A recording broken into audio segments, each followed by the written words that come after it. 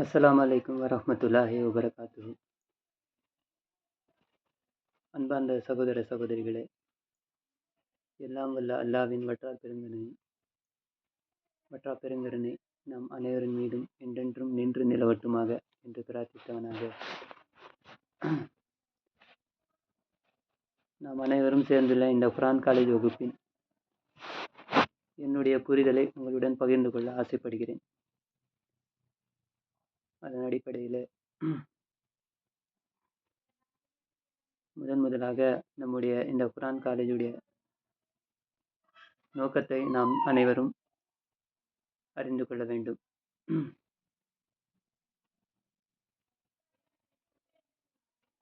இந்த உலகத்தில் நடக்கக்கூடிய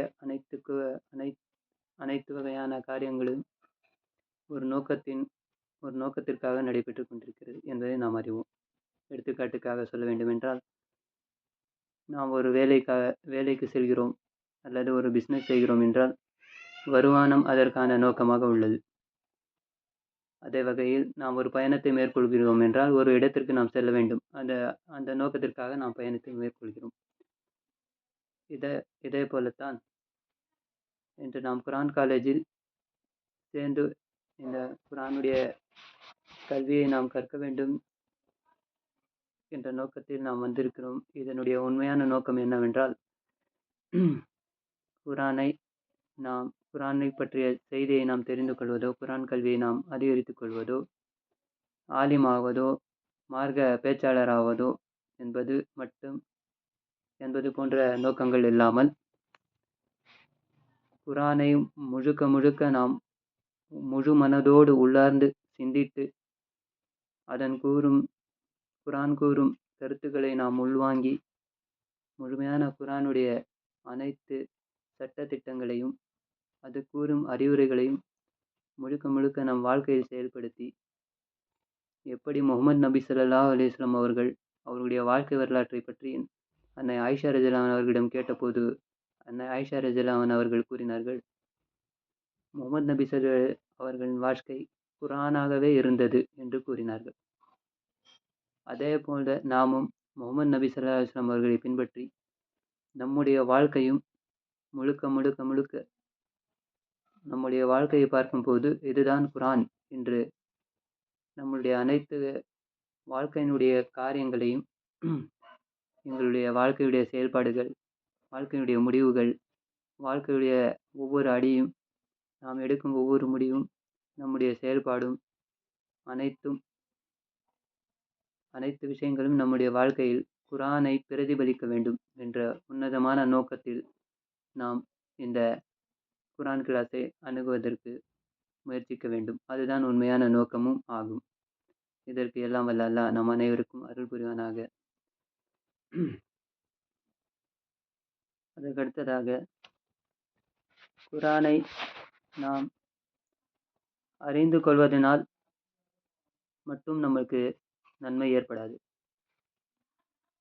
குர்ஆனை வெறும் அறிவாக நாம் இன்று வரை நாம் பயன்படுத்தி வருகிறோம். ஒரு பொருள் வெறும் அறிவாக இருப்பதினால் அதன் எந்த பயனும் நாம் அனுபவிக்க முடியாது, அது பயன்படவும் செய்யாது. எந்த அறிவை நாம் பெற்றோமோ அதை நாம் எப்பொழுது செயல்படுத்தி பிராக்டிக்கலாக அதை வாழ்க்கையில் நடைமுறைப்படுத்த ஆரம்பிக்கிறோமோ அப்பொழுதுதான் அந்த அறிவினுடைய பயனை நாம் அனுபவிக்கவே செய்கிறோம். அதை எடுத்துக்காட்டும் விதமாக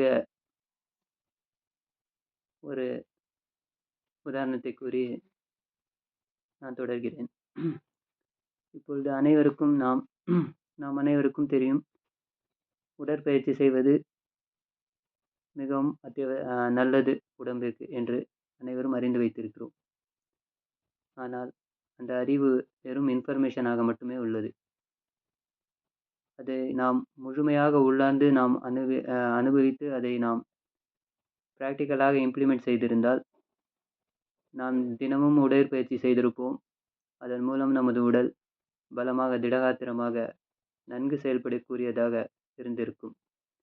ஆனால் நாம் இந்த உடற்பயிற்சியை வெறும் இன்ஃபர்மேஷனாக வைத்திருப்பதால் அது நல்லது என்று அறிந்திருக்கிறோம். ஆனால் அதை யாரும் நாம் செயல்படுத்துவதில்லை. அதே போலத்தான் குர்ஆனில் அல்லாஹ் தன் நம் அடியார்களுக்கு அல்லாஹ் தன் அடியார்களுக்கு கூறுகிறான். இந்த அறிவு வெறும் அறிவாக நீங்கள் வைத்திருந்தால் அதில் எந்த பயனும் இல்லை என்ற கருத்தில் அல்லாஹ் கூறுகிறான். மனிதனை படைத்த இறைவன் மனிதனை பற்றி குறிப்பிடும்போது மிகச்சிறந்த படைப்பு என்று சிலாகித்துக்குரிய இறைவன் தௌராத்தை வழங்கிய சமுதாயத்தை பார்த்து அவர்கள் தௌராத்தை வெறும் அறிவாக வைத்து கொண்டனர், ஆனால் அதை பயன்படுத்தவில்லை, அதன்படி அவர்கள் செயல்படவில்லை, அதை நடைமுறைப்படுத்தவில்லை என்ற ஒரு காரணத்திற்காக அல்லாஹ் கூறுகிறான் தன் திருமுறையில் 62வது அத்தியாயம் 5வது வசனத்திலே கூறுகிறான்.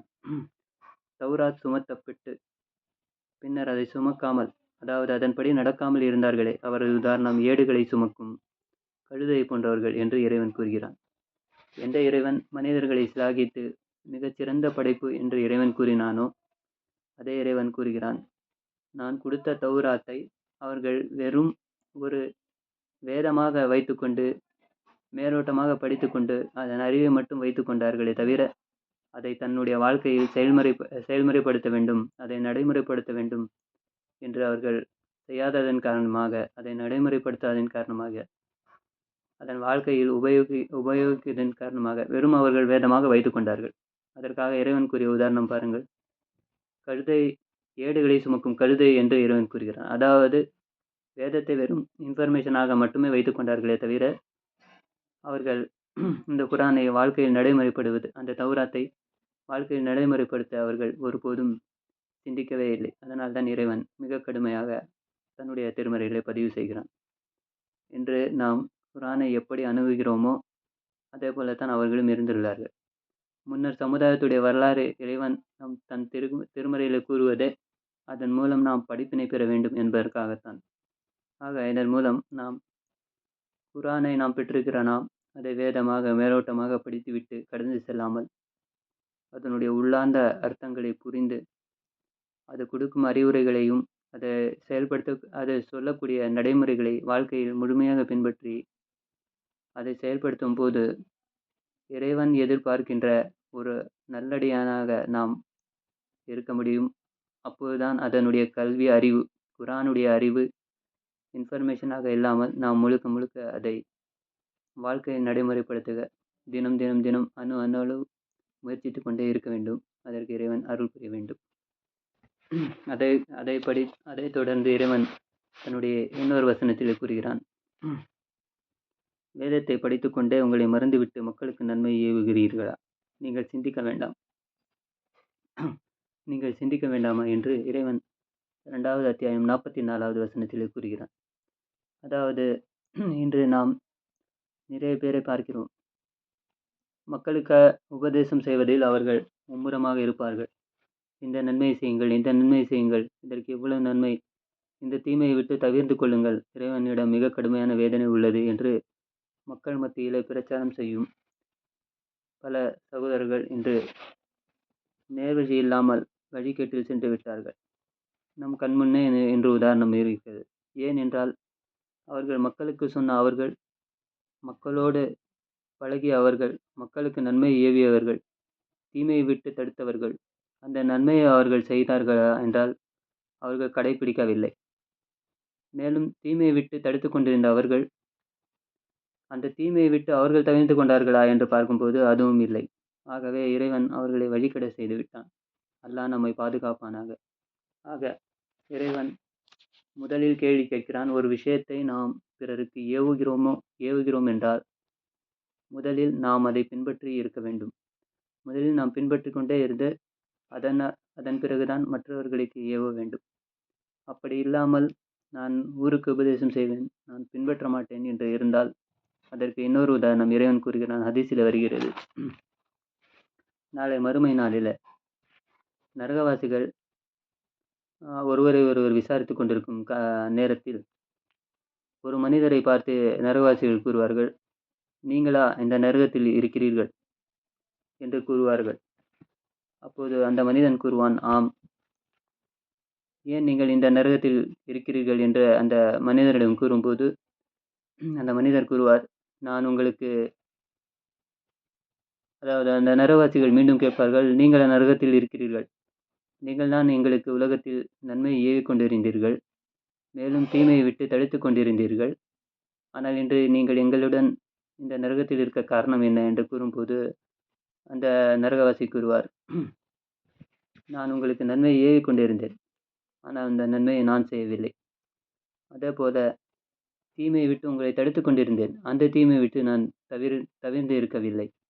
ஆகவே இறைவன் எனக்கு நரகத்தை விதித்து விட்டான் என்று அவர்கள் நரகவாசிகளிடையே நடைபெறும்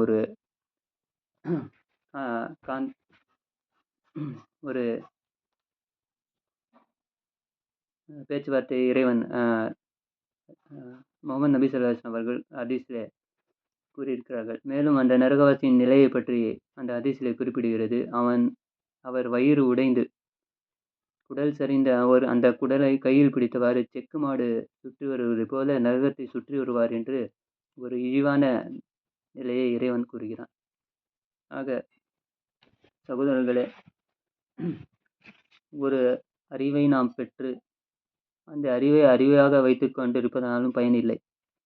மேலும் அந்த அறிவை மக்களுக்கு எத்தி வைத்துவிட்டு நாம் அதை பின்பற்றாமல் இருப்பது அதைவிட மிகப்பெரிய ஒரு கொடூரமான ஒரு நிலை என்பதை இறைவன் அதற்கு மிகப்பெரிய தண்டனை உள்ளது என்பதையும் நாம் அறிந்தோம். அதற்கடுத்தபடியாக இன்று நாம் பிற மத சகோதரர்களை பார்க்கிறோம். பிற மதத்தவர்களின் செயல்பாடுகளை வைத்துதான் நாம் அவர்களுடைய சமுதாய சடங்குகளை நாம் அறிந்து கொள்கிறோம். எடுத்துக்காட்டாக பிற மதத்தவர்கள் கோயில் செல்கிறார்கள், அங்கு போய் கையெடுத்து கும்பிடுகிறார்கள், கற்களை சிலைகளை அவர்களுடைய வழிபாடுகளை செய்கிறார்கள். தீபாவளி பண்டிகை பொங்கல் என்று அவர்கள் கொண்டாடுகிறார்கள். அதே போல கிறிஸ்தவர்கள் தேவாலயத்திற்கு கிறிஸ்டின் சர்ச்சுக்கு போகிறார்கள், அங்கு போய் அவர்கள் ஜீசஸையும் மேரியையும் வணங்குகிறார்கள். இதை நாம் அவர்களுடைய வேத புத்தகத்தை பார்த்து தெரிந்து கொண்டோமா என்றால் இல்லை. மாறாக அவர்களுடைய வாழ்க்கையுடைய நடைமுறையும் கண்முன்னே நாம் பார்க்கும் அவர்களுடைய செயல்களை பார்த்தினால் நாம் மற்ற சமுதாயத்தினுடைய வணக்க வழிபாடுகளை தெரிந்து கொள்கிறோம். அதே போலத்தான் மற்ற சமுதாயத்தினரும் இஸ்லாமியர்களின் வேத புத்தகத்தையோ அல்குரானையோ படித்து அவர்கள் அறிந்து கொள்ளவில்லை. இஸ்லாம் என்றால் என்ன என்று அவர்களுக்கு தெரியும் கருத்து வெளிப்படுவது என்னவோ அதுதான். அதாவது முஸ்லிம்கள் என்ன செய்கிறார்களோ, முஸ்லிம்கள் என்ன செயல்படுத்துகிறார்களோ, எப்படி நடந்து கொள்கிறார்களோ அதை வைத்துதான் அவர்கள் இதுதான் இஸ்லாமோ என்று அவர்கள் விளங்கி கொள்கின்றனர். ஆனால் இன்று நாம் நடைமுறைப்படுத்தும் எந்தவித வணக்க வழிபாடுகளும் செயல்களும் முழுமையான குர்ஆன் ஹதீஸ் அடிப்படையில் உள்ளதா என்று பார்த்தால் கேள்விக்குறியாகவே உள்ளது, அல்லாஹ் பாதுகாத்தவர்களை தவிர. ஆக இந்த குர்ஆனுடைய குர்ஆன் கிளாஸுடைய இன்னொரு நோக்கமும் இதுதான். முழுக்க நாம் குர்ஆனை அறிந்து அதை கற்று குர்ஆனை வெறும் ஒரு நூலாக வேதமாக வைத்துக் கொள்ளாமல் அதை பிராக்டிக்கலாக நம்மளுடைய வாழ்க்கையில் முழுக்க நாம் செயல்படுத்தக்கூடிய ஒரு நன்மக்களாக இருக்க வேண்டும். அப்படி நாம் மாறும்போது நமது வாழ்க்கை முழுமையாக மாறி குர்ஆன் சொன்ன ஒவ்வொரு அடிப்படையிலும் நமது வாழ்க்கையை மாறும்போது நம்மை வாழ்க்கை பார்த்து தூயமான இஸ்லாத்தை மாற்று மதத்தவர்கள் தெரிந்து கொள்வதற்கு ஏதுவாக இருக்கும். இதுவும் அவருடைய பயன் என்பதை நான் பதிவு செய்து கொள்கிறேன்.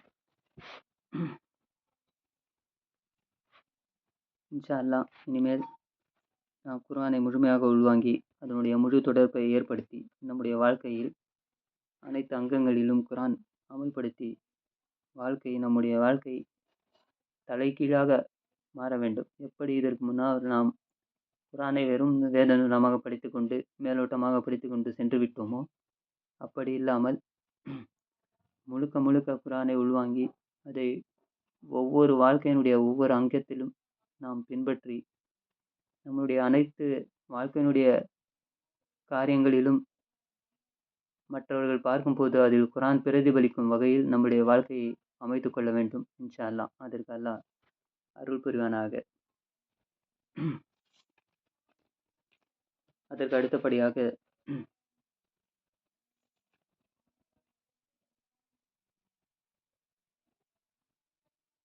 குர்ஆனுடைய வசனங்களை நாம் படிக்கிறோம். படித்துவிட்டு அப்படியே கடந்து செல்கிறோம்.